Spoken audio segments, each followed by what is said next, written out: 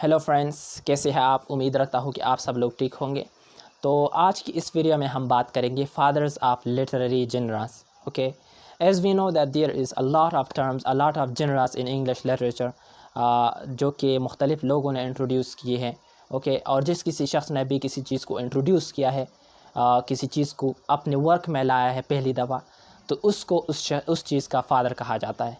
अगर हम बात करें पोइट्री के बारे में, तो पोइट्री को भी किसी शख्स ने इंट्रोड्यूस की होगी और उसको उस पोइट्री का फ़ादर कहा जाता है। फिर पोइट्री में मुख्तलिफ़ टर्म्स इंट्रोड्यूस की है, यानी मुख्तलिफ़ जनरास इंट्रोड्यूस की है, यानी सॉनेट है, ब्लैंक वर्स है, प्री वर्स है, मुख्तलिफ़ लोगों ने इंट्रोड्यूस की है और उसको उस चीज़ का फ़ादर कहा जाता है। तो इसके बारे में हम बात करेंगे आज की इस वीडियो में कि who is the father of which particular genre in English literature. Okay, so ये जो है ना, ये मैंने मुख्तलिफ़ पॉइंट्स इकट्ठे किए हैं।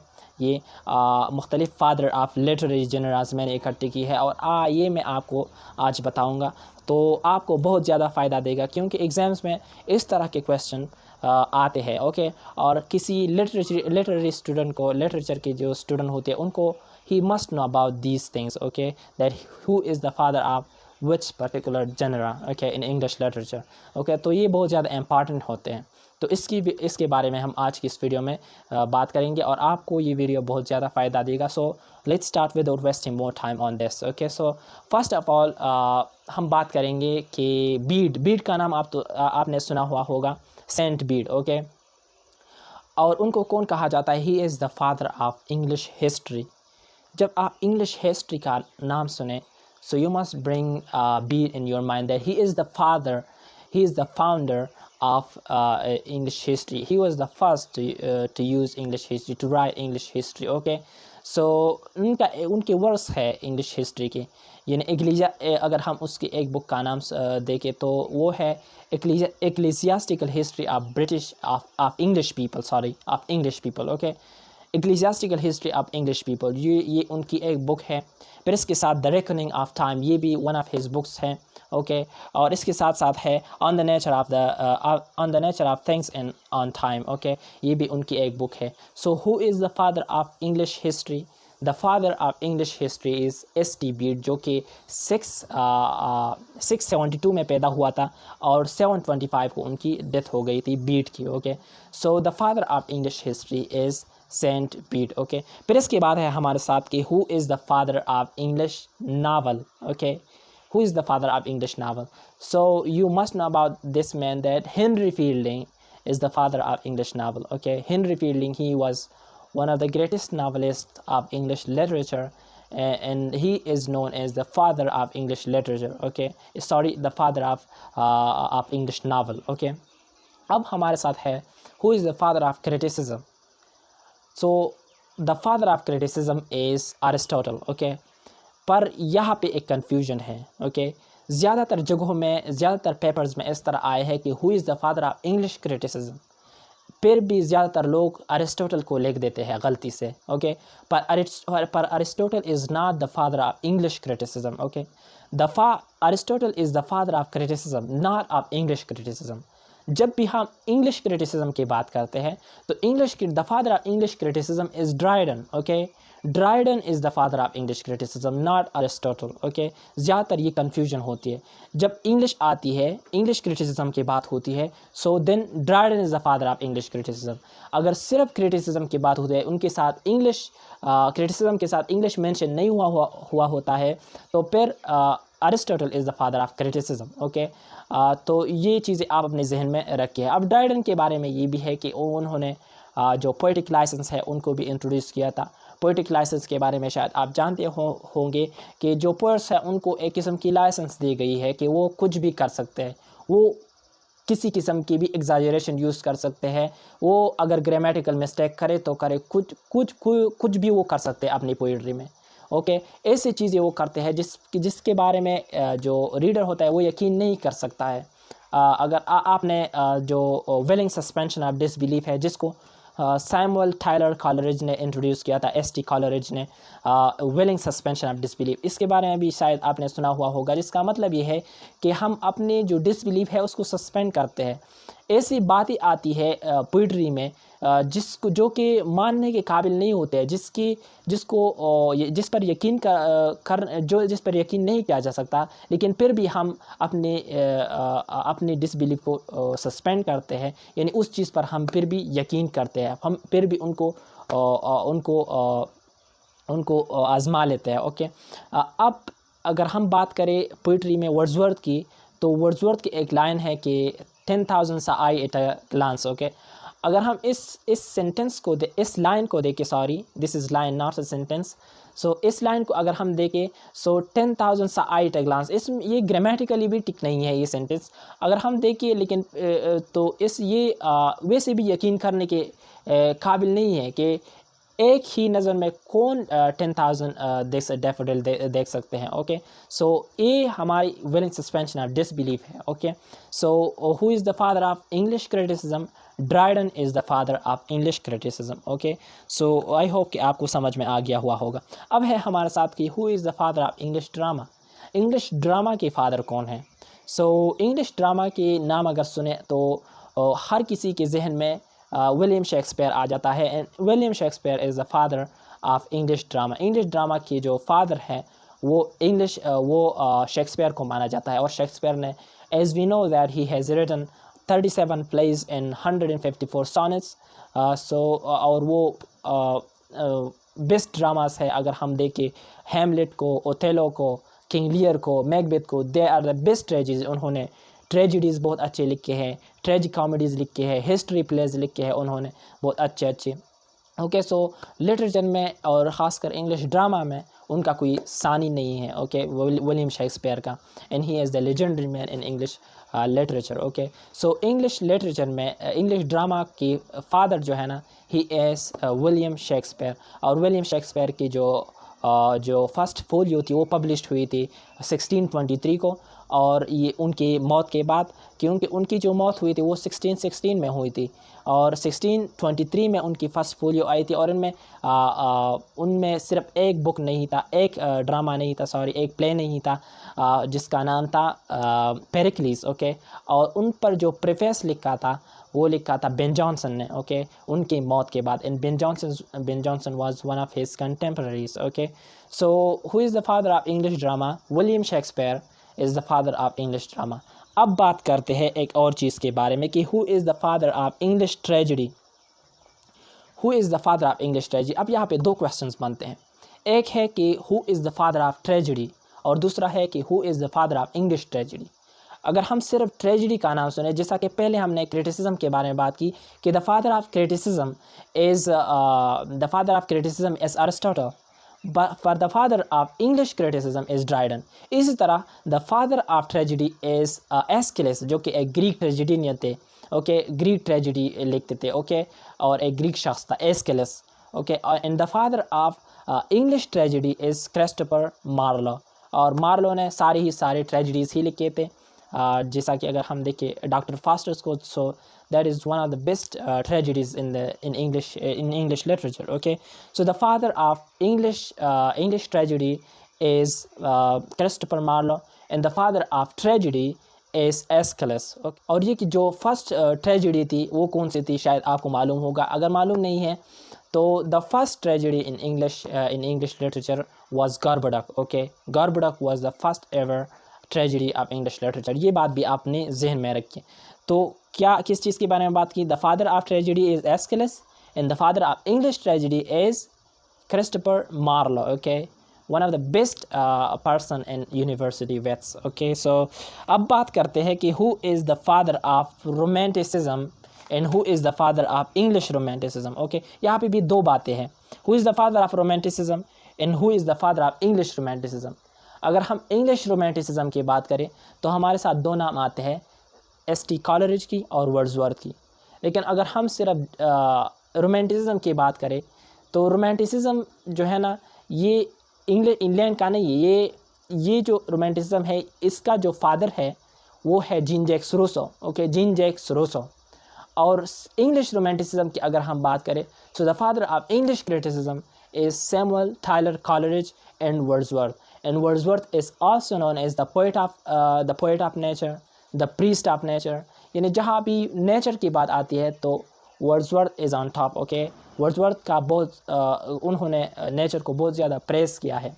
He is, that's why he is called is the priest of nature, okay, and he was a pantheist as well, okay. So किस चीज़ के बारे में बात की? The father of romanticism is Jean Jacques Rousseau. The father of English romanticism is S.T. Coleridge, Samuel Taylor Coleridge and Wordsworth. अब बात करते हैं कि who is the father of essay?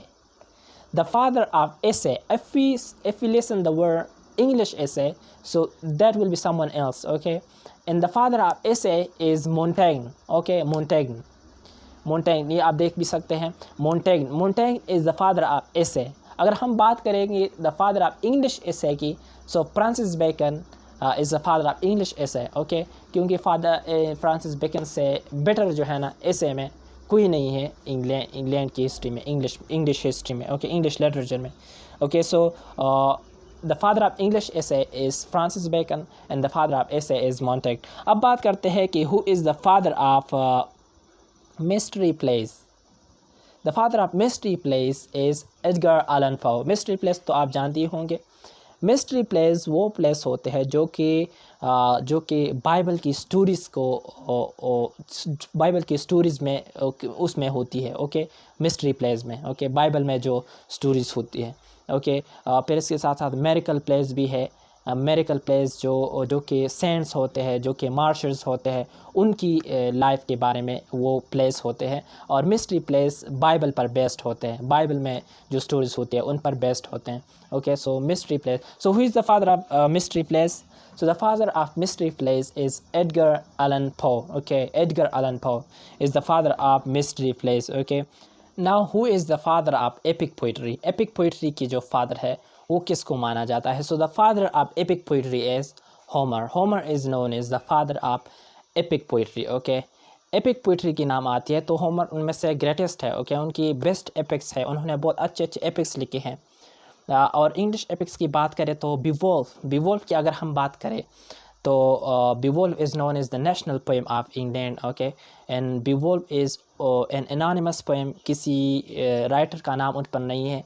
क्योंकि ज़्यादातर पहले ये होता था कि कोई राइटर जो है ना वो अपनी राइटिंग पर नेम नहीं लिखते थे, तो इसी वजह से बीवोल्फ पोएम जो है ना ये एक एनोनिमस पोएम है, एक एपिक पोएम है, बेस्ट एपिक पोएम है जो कि इंग्लिश लिटरेचर का है। And that is also the first English epic, okay, as well, okay. फिर इसके साथ साथ हमारे साथ है अगर हम बात करें तो the father of revenge tragedy is Thomas cat.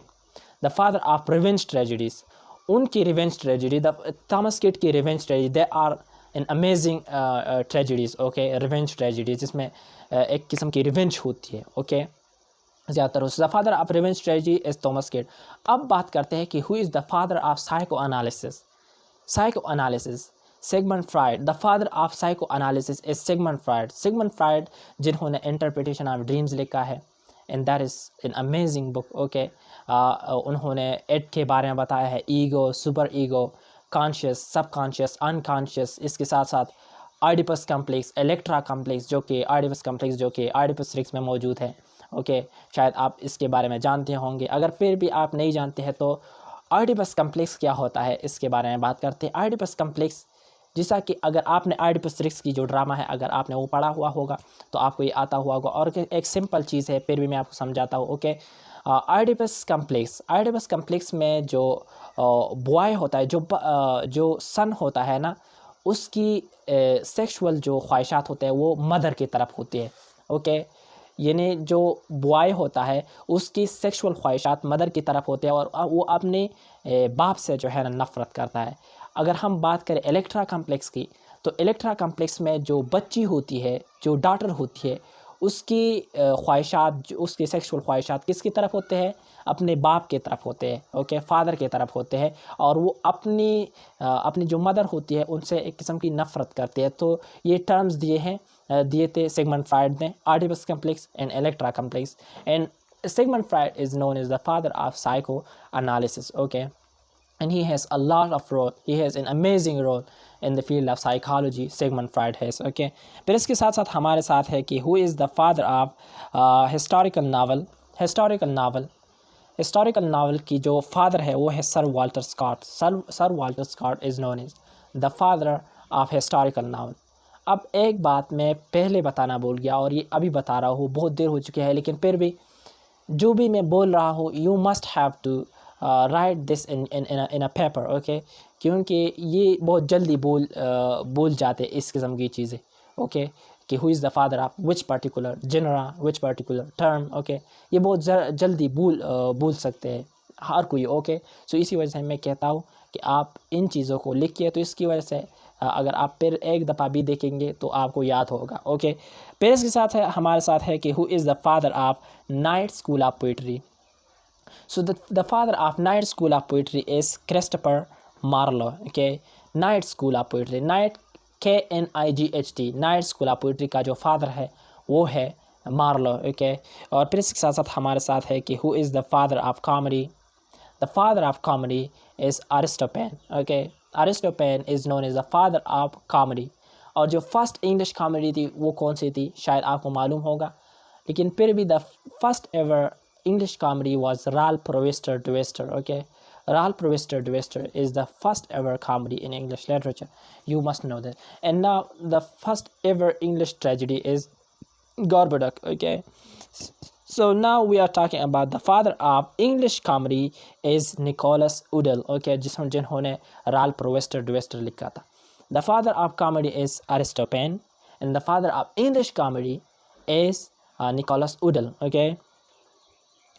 फिर अब बात करते हैं हमारे साथ है जो कि metaphysical school of poetry. Who is the founder of metaphysical school of poetry. So the father of metaphysical school of poetry और the founder of metaphysical school of poetry is John Donne, जिन्होंने love in divine poems लिखे थे। In that is an amazing writing, okay, amazing poetry उन्होंने लिखी है love in divine poems में। और इसके साथ साथ ये जो टर्म है मेटाफिजिकल, ये टर्म डॉक्टर जॉनसन ने दिया है, ओके। ये टर्म जॉन डन ने खुद इंट्रोड्यूस नहीं किया है ये जो टर्म है, पर उस स्कूल ऑफ पोइट्री को किसने इंट्रोड्यूस किया था, वो जॉन डन ने, ओके। और ये जो टर्म जो नाम दिया है ये किसने दिया है, ये डॉक्टर जॉनसन ने दिया है, okay. And the father of lake school of poetry is Wordsworth. The father और the founder of lake school of poetry in is Wordsworth. अब लेक पोइट्स कौन थे, lake poets Southey, Coleridge and Wordsworth, ये तीन नाम आपने जहन में याद रखिए जब भी आप लेक पोइट्स के नाम सुने, Southey, Coleridge and Wordsworth, okay, because they were in the Lake District. एक लेक डिस्ट्रिक्ट में ये तीनों रहते थे और बहुत अच्छी अच्छी पोइट्री लिखी है इन कॉलरिज और वर्ड्सवर्थ की जो एक बुक है लिरिकल बैलेट्स, ओके, जिसको 1798 में पब्लिश किया गया था। और इसी से रोमांटिसिज्म की जो है ना स्टार्ट होती है with the publication of the lyrical ballot in 1798, okay, जिसमें से उस लिरिकल बैलेट्स में 23 पोएम्स थे टोटल, और इनमें 19 पोएम्स जो थे ना वो वर्ड्सवर्थ ने लिखे थे और 4 पोएम्स इनमें से कॉलरिज ने लिखे थे। और जो फर्स्ट पोएम है लिरिकल बैलेट का वो था राइम ऑफ एंशिएंट मैरिनर, जो कि कॉलरिज ने लिखा था। और Tintern Abbey is the last poem of that book and that has been written by Wordsworth, okay. So Wordsworth is known as the father of lake school of poetry, okay, lake poets, okay.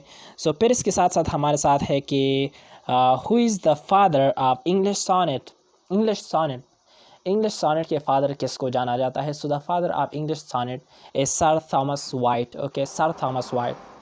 The father of English sonnet is sir Thomas Wyatt. Sonnet तो आप जानते होंगे 14 lines poem होता है जिसकी rhyme scheme होती है, जो कि मुख्तलिफ लोगों ने मुख्तलिफ दिया है। अगर हम शेक्सपियर की बात करें, शेक्सपियर ने मुख्तलिफ दिया है, शेक्सपियरियन सॉनेट जिसको हम कहते हैं, पेट्रार्चन सॉनेट जिसको हम कहते हैं, स्पेंसरियन सॉनेट जिसको हम कहते हैं। मुख्तलिफ लोगों ने सॉनेट्स लिखे हैं और मुख्तलिफ राइम स्कीम उन्होंने यूज़ की है, ओके। और अगर हम शेक्सपियर की बात करें तो ऐसा जैसा कि पहले मैंने आपको बताया कि he has written 154 sonnets in his career. फिर इसके साथ साथ हमारे साथ है कि who is the father of pre Raphaelite movement. Pre Raphaelite movement के बारे में भी शायद आप जानते होंगे, और इसका जो फादर है वो जाना जाता है D.G. रोसेटर, यानी Dante Gabriel Rossetti. Okay, he's the father of that pre-Raphaelite movement. Okay, or pre-Raphaelite brotherhood, pre-Raphaelitism भी इसको कहा जाता है. Okay, now who is the father of Gothic novel?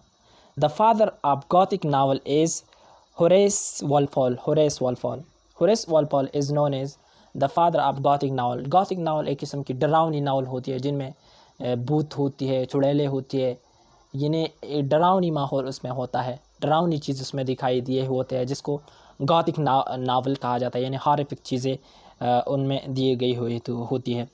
Now the father of American poetry. Okay, the father of American poetry is Walt Whitman. Okay, Walt Whitman is known as the father of American poetry.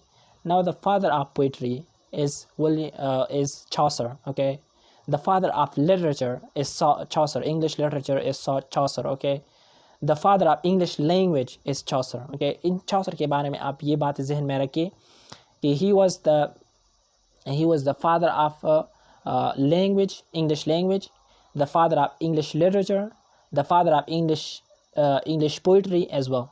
Okay, and the shining star, the morning star of Renaissance is also known as Chaucer. Okay, so Chaucer के बारे में भी आप ये चंद चीज़ें आप जहन में रखिए. And the father of American poetry is Walt Whitman. Okay, so